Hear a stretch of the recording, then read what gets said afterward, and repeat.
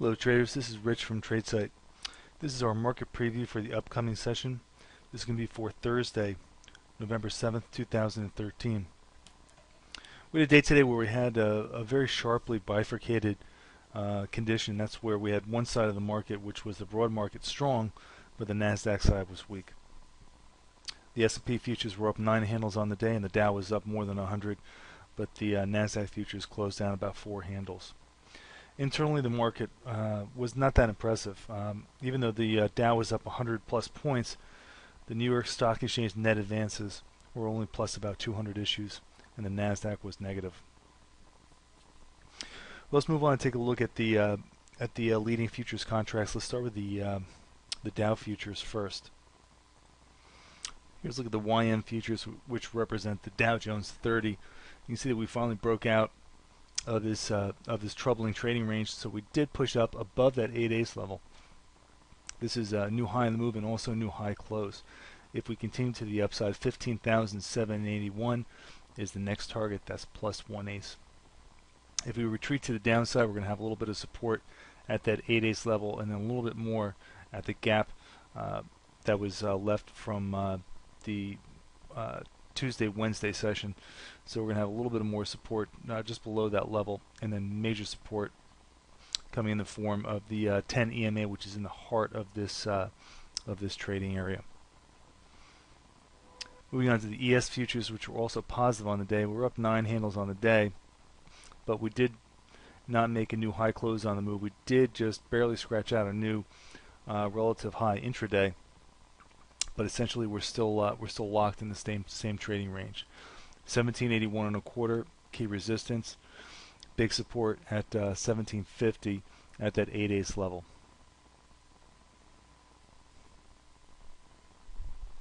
The NASDAQ futures on the day were pretty soft. We're down about 4 handles on the day. They attempted to test the upper threshold of this recent trading range, but closed lower on the day by 4 handles. And more importantly, you can see the pretty good distribution here. We've got this large dark body candle on the chart, which means that we settled well below the day's open, which is never a positive sign. So we're still trapped in this trading range. Once we leave this trading range, then we're going to get a little bit more confirmation and have something that we can really dig into. Certainly the way the market received the Tesla earnings and guidance was something that kind of put a lot of cold water on the NASDAQ side of the market, as there was a lot of profit taking in the high beta stocks, the more volatile names. So we'll see what the Twitter pricing does and how that trades tomorrow. That'll definitely have something to say about this, as far as whether people want to start avoiding these stocks that have been run up, or whether they're still willing to dig in and hold them up here for the end of the year. All right, here's a chart that we haven't looked at in a while. This is the comparison chart between the S&P cash versus the NDX. The S&P is in red. You can see we're approaching the prior high here, trying to push back up. You can see the NDX had been enjoying a relative performance advantage, but now it's starting to level off here. It's okay if the NASDAQ levels off here and allows the S&P to catch up, as long as there's some positive development from the S&P side along the way here. If the NASDAQ starts to roll to the downside and the S&P cannot make a new high, that will definitely be a cause for concern and definitely a red flag on a technical basis. All right, now drilling down a little bit further, this is a look at kind of one of the leading indicators of the NDX. The NDX is, in this case, compared to the semiconductor index, so it's a ratio. When the ratio is on the rise and the chart is going up, that means the stocks are outperforming the NDX, which is usually a very bullish situation and very positive overall for the NDX. Hasn't really been the case. We did undercut this previous low here that was set in September. We made this low here in October, and now we're still in this kind of sloppy downward bias. We did have a little bit of a bump up today in this ratio, but if the downside here persists, we're gonna have a problem with the NDX, since the semiconductors tend to lead the NDX. All right, so elsewhere internally, we've been watching the total put-call ratio. We have been in this downward trend here. perhaps getting to this reversal threshold where the market gets overly bullish and overly optimistic with calls being favored over puts.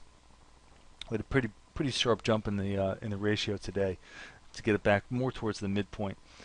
So what we're waiting for is that 0.5 terminally over bullish, overzealous reading, but we're not there. We were kind of moving that direction. Had a nice low reading yesterday, but today's action did not get anything done as far as getting us closer to that climactic reading. Or here's another useful chart. This is the S&P, which is red, compared to the cumulative advanced decline line. Usually, when the cumulative advanced decline line is powering higher, the market is pretty much bulletproof, and even little downturns will be absorbed, and the uptrend will resume. What we're seeing right now is we're starting to see kind of just the opposite happen. We're starting to see the S&P in price pull away from the cumulative advanced decline line. When the cumulative advanced decline line starts to roll over and diverge, that's where bull markets die. Not there just yet, but we're starting to see some sloppiness in the advanced decline line. We were plus 200 issues today, which was not great, but was certainly better than yesterday. Yesterday was pretty negative, but the S&P is still pulling higher. If this divergence continues, and we get a little bit more of a well-pronounced downtrend here in the cumulative advanced decline line, forget about the S&P on the long side. The bull market's going to be ending, but that remains to be seen. Don't want to get ahead of ourselves here, but this is definitely something we need to track for the next couple of days here. All right, here's a look at the multi-sector daily chart. The broad market sensitive sectors were definitely the better performers on the day. You can see here, look at the red line here. That's the BTK. Those are the biotechs. They were very, very weak today. Initiated a short today in Amgen that closed in the money. The semiconductors and the banks were both slightly positive, and the GDX was okay today. So definitely starting to see a little rotation, a little fatigue out of the biotechs, which is fine. But we just need to see some of the other key late cycle sectors start to really step it up here. All right, so here's a look at the sectors ranked from best to worst. Kind of what you would expect today, with one little bit of a problem. The defensive-minded utilities were top gun. Broker dealers were pretty strong, which was a nice little sign. The XOY was pretty high up on the list, and the oil services were okay. Really not that great considering how much oil popped today. One thing that's sticking out here that's a little bit of a concern is the Dow Jones transports were buried pretty far down the list and really did not perform well today, especially in light of the bifurcation that we talked about earlier, where the broad market, being the S&P or the Dow Jones 30, were outperforming the NASDAQ side of the market. So definitely a pretty weak performance there from the transports.